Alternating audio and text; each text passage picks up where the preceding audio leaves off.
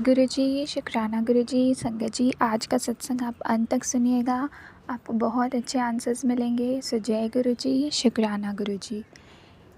जुलाई 2011, 6 जुलाई 2009 को मैंने अपनी माँ और ड्राइवर भैया के साथ बड़े मंदिर में प्रवेश किया। मैं यकायक शांत और तनाव मुक्त महसूस करने लगी। उसी रात मैंने एक सपना देखा। मेरे नाना जी मंदिर में गुरुजी के स्वरूप के सामने शांतिपूर्वक बैठे हुए थे। जल्द ही मेरी माँ, ड्राइवर भैया और मैं सोमवार को नियमित रूप से मंदिर जाने लगे। 1-2 हफ्तों के भीतर ही मेरी बहन और उसका बेटा भी हमारे साथ चलने लगे। हमारे पड़ोसियों के कहने पर हम गुरुजी के मंदिर गए।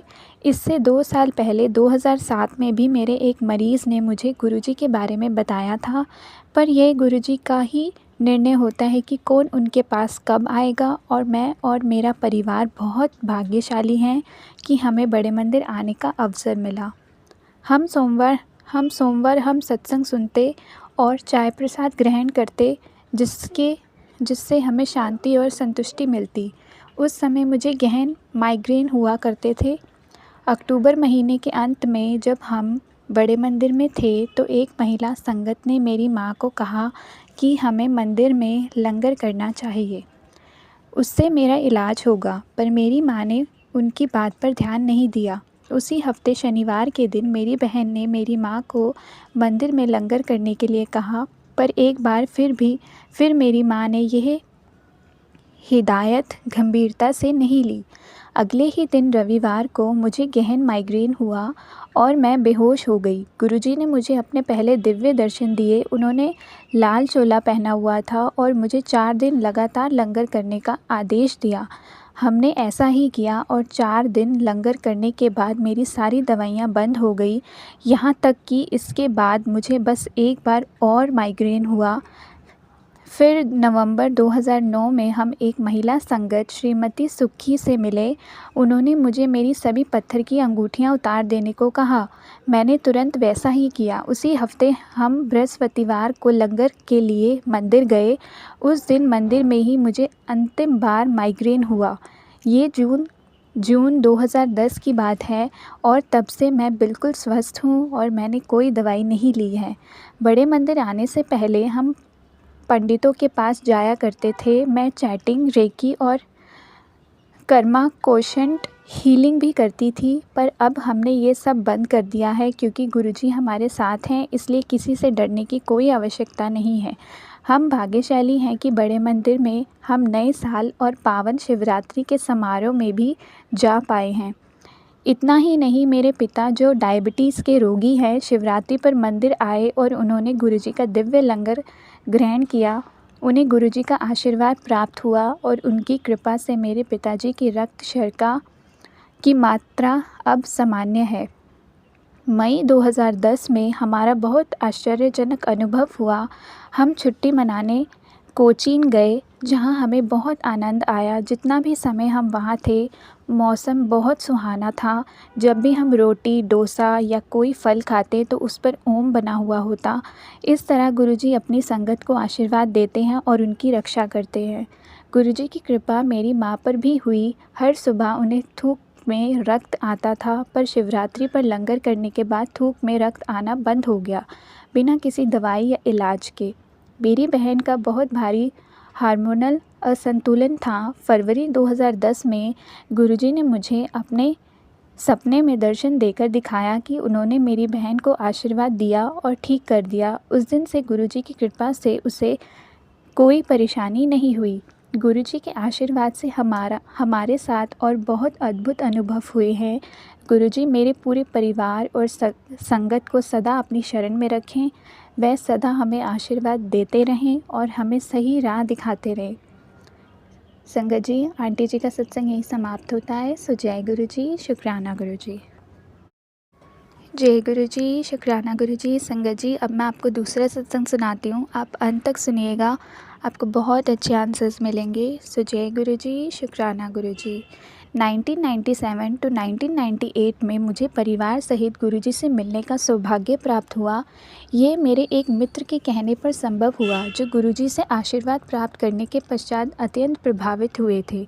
इस अवधि में मेरी पत्नी नीता हृदय रोग से पीड़ित रही थी। मैं उसे हमारे पारिवारिक चिकित्सक के पास ले जा चुका था।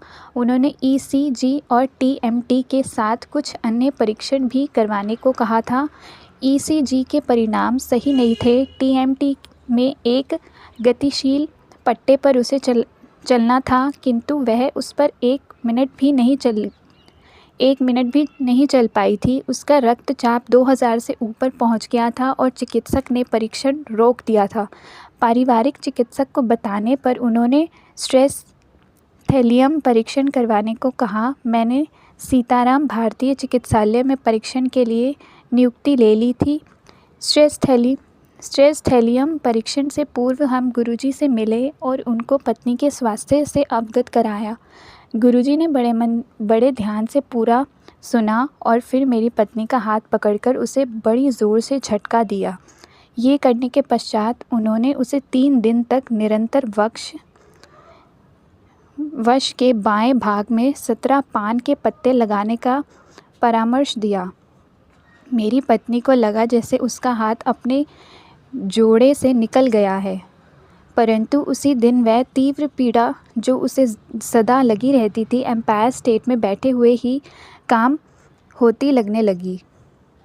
मेरी पत्नी ने गुरुजी के परामर्श के अनुसार पान के पत्ते लगाए। उसी रात्रि को उसे स्वप्न आया कि गुरुजी ने उसके हृदय की शल्य क्रिया करके उसका उपचार कर दिया है। उसने बताया कि उस अवधि में उसे बहुत पसीना आया था और उसके बाद वह जग गई थी। ये एक अद्भुत अनुभव था। उस शाम को गुरुजी से मिलने पर उन्होंने स्वप्न की ओर संकेत करते हुए कहा, कल्याण हो गया। परंतु हमने गुरुजी को थैलियम परीक्षण के बारे में नहीं बताया था, जिसके लिए सीताराम भारतीय चिकित्सालय से समय भी ले लिया गया था। जब मेरी पत्नी परीक्षण के लिए गई तो सबसे पहले ईसीजी लिया, जो संतोषजनक था। उसके बाद उसने टीएमटी परीक्षण किया। चिकित्सक आश्चर्यचकित थे कि 9 मिनट पट्टे पर चलने के पश्चात भी उसका रक्तचाप सामान्य रहा। उत्सुकतावश उन्होंने मुझसे उसके लक्षणों के बारे में पूछा। जब मैंने उनको बताया कि हृदय की समस्या के कारण निरंतर पीड़ा रहती है, तो उन्होंने आपस में एक दूसरे को विस्मित होकर देखा। उसके बाद हम घर वापस आ गए। तीसरे दिन जब हमें उसके परिणाम मिले तो वह सामान्य सीमाओं में थे और कोई अवरोध नहीं था। उसी समय मुझे गुरुजी से फ़ोन आया कि परिणाम सही हैं और क्या अब हम संतुष्ट थे। हम बहुत लज्जित हुए। उस समय से मेरी पत्नी को हृदय की कोई समस्या नहीं हुई है। इसी प्रकार के अनेक संस्मरण हैं जिनसे सिद्ध होता है कि गुरुजी महाराज अद्भुत शक्तियों सहित ईश्वर के अवतार हैं। उनमें अपने अनुयायियों के लिए अपार प्रेम और दया है, जिनकी मानसिक और शारीरिक कष्टों से मुक्ति होती रहती है। गुरुजी की शरण प्राप्त कर और प्रतिदिन उनकी कृपा के पात्र बनकर हम अत्यंत भाग्यशाली हैं। संगत जी, अंकल जी का सत्संग यही समाप्त होता है। सो जय गुरु जी, शुक्राना गुरु जी। जय गुरु जी, शुक्राना गुरु जी। संगत जी, अब मैं आपको एक और सत्संग सुनाती हूँ। आपको उसमें बहुत अच्छे आंसर्स मिलेंगे, आप अंत तक सुनिएगा। सो जय गुरु जी, शुक्राना गुरु जी। जुलाई 2011, 2 साल पहले मैं बहुत कठिन समय का सामना कर रही थी। मैं एक बहुत कष्टदायक रिश्ते में थी, जिस कारण एक रात मैं फूट कर रो रही थी। मेरे पिताजी मेरे कमरे में आए और उन्होंने मुझे गुरुजी की एक किताब दी। वह पढ़कर मैं शांत महसूस करने लगी। उस रात सोते समय मैंने गुरुजी का स्वरूप अपने पास रखा। बहुत रातें मैंने रोते हुए और गुरुजी से प्रार्थना करते हुए निकाली कि वह मुझे इस अपमानजनक रिश्ते से बचाएं। गुरुजी की कृपा से आज वह व्यक्ति मेरे जीवन का हिस्सा नहीं है। यह है गुरुजी की शक्ति। बस एक बार सच्चे मन से उन्हें पुकारने की आवश्यकता है। वह निश्चित रूप से सुनते हैं।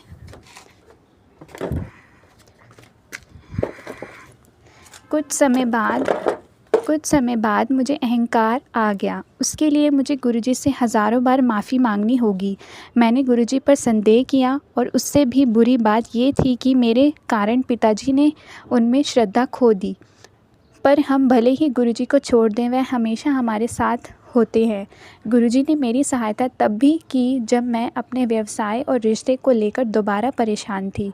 मैं बता नहीं सकती कि मैं कितनी अशांत थी। मैं अपने आप को मार देना चाहती थी। मुझे गुरुजी में श्रद्धा नहीं रही थी। कई बार मैं उनको पुकारती, उनका नाम लेती, और आज मैं बिल्कुल ठीक, सुरक्षित और खुश हूँ। गुरुजी के आशीर्वाद से आज मेरे पास एक बहुत अच्छी नौकरी और रिश्ता है। मैं आपसे प्यार करती हूँ गुरुजी।